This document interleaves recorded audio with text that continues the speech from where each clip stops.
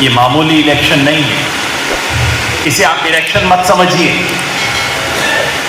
मैं कहता हूं ये संसद का चुनाव नहीं है, इसे आप संविधान सभा के चुनाव की तरह समझिए।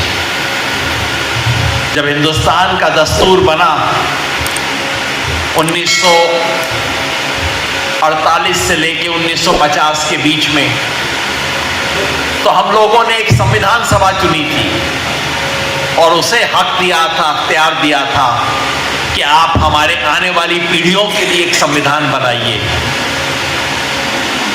वो एक पार्लियामेंट नहीं थी, पार्लियामेंट से बहुत ऊंची बॉडी थी जिसने तय किया था कि पार्लियामेंट कैसे बना करेगी, हुकूमत के पास क्या अख्तियार होंगे, क्या नहीं होंगे, कैसा हिंदुस्तान बनेगा, क्या किया जा सकता है, क्या नहीं किया जा सकता, सरकार को क्या हक हासिल होंगे और सरकार क्या नहीं कर सकती, इसकी लाइन कहाँ खींची जाएगी, ये संविधान सभा ने तय किया था।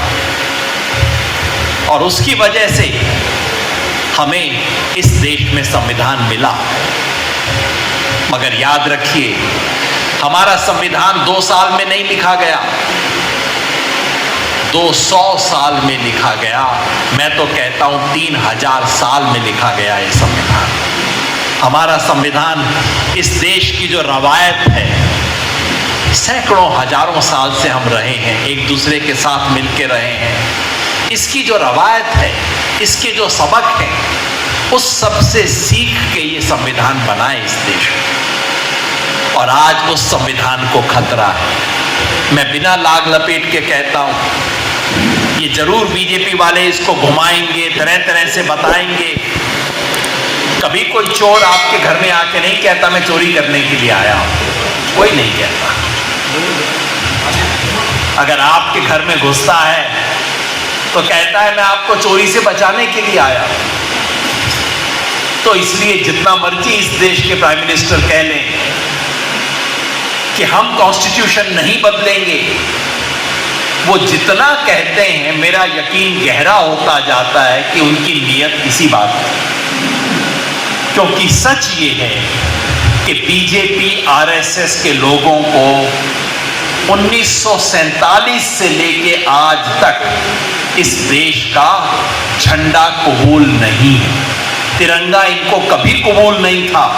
इन्होंने अपने नागपुर के हेडक्वार्टर पे तिरंगा नहीं लगाया था, और जिस शख्स ने जबरदस्ती जाके इनके हेडक्वार्टर पे तिरंगा लगाया, उन्होंने इसके खिलाफ एफआईआर की थी आरएसएस वालों ने कि हमारे जबरदस्ती तिरंगा लगा गया। इनको ना तो कभी तिरंगा इस देश का कबूल हुआ है, ना ही इस देश का संविधान इन्हें कभी भी कबूल हुआ है। ये पहले मौके का इंतजार कर रहे हैं, क्योंकि ये इस देश के दस्तूर बदलना चाहते हैं, इस देश की जो हजारों साल की रवायत है उसे आज पलटना चाहते हैं। और इसलिए आज हमें खड़ा होना होगा। ये कोई नॉर्मल इलेक्शन नहीं है, और इसलिए नॉर्मल इलेक्शन के जो दस्तूर हैं वो सब हमें बाजू में रखने पड़ेंगे। नॉर्मल इलेक्शन में क्या होता है, हम पूछते हैं अच्छा पिछले 5 साल में आप आए कि नहीं आए, मेरा काम किया कि नहीं किया, ये कमी रह गई, ये शिकायत मेरी है, सब कहने का हक होता है। लेकिन मैं हाथ जोड़ के आपसे कहूंगा, ऐसी कोई भी बात मन में हो, अगले 7 तारीख तक के लिए उसे बाजू में रख दीजिए। देखिए, जब मेरे घर में आग लगी होती है, मुझे उस वक्त सिर्फ 2 तरह के लोग दिखाई देते हैं। एक वो जो पेट्रोल की बोतल लेके घूम रहा है छिड़कने के लिए, और एक वो जो बाल्टी में पानी लेके आया है आग बुझाने। उस वक्त ये नहीं देखा जाता कि जो बाल्टी है वो नीले रंग की है, पीले रंग की है या लाल रंग की है, ये नहीं देखा जाता। उस वक्त जो पानी लेके आए, उस वक्त ये भी नहीं देखा जाता कि जो पानी लेके आ रहा है उससे मेरी पिछले 6 महीने में बोलचाल है कि नहीं है। अगर उस वक्त वो पानी लेके आ रहा है वो मेरे भाई से भी बढ़ के मेरा भाई है। मैं उसको गले लगाऊंगा, कहूंगा हम मिलके इस आग को बुझाएंगे। इसलिए आज इस देश में सिर्फ 2 पार्टियां हैं।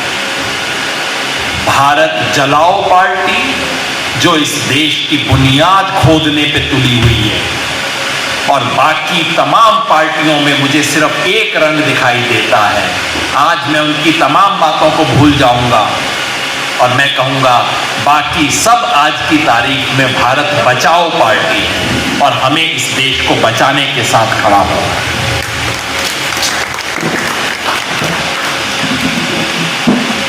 दस साल बीजेपी ने राज कर लिया इस देश पे। कायदा क्या कहता है कि भाई 10 साल आप